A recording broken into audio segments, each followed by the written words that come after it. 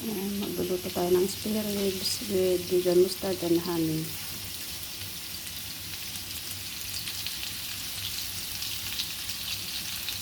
Ito yung ating Dijon mustard at saka honey at saka light sauce.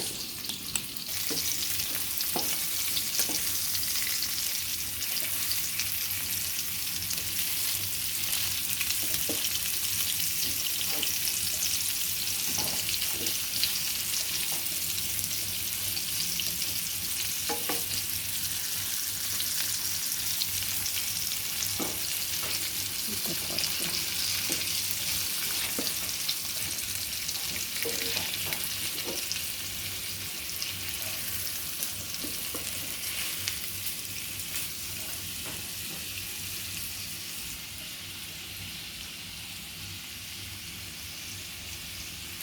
Tignan mo po siya.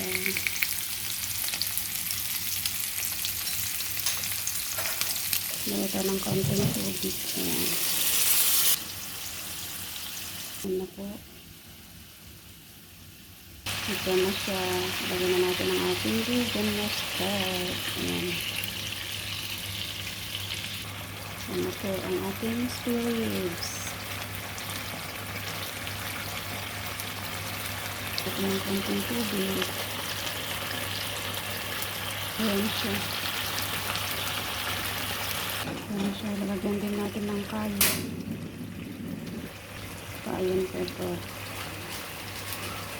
Ayan na siya mga idol.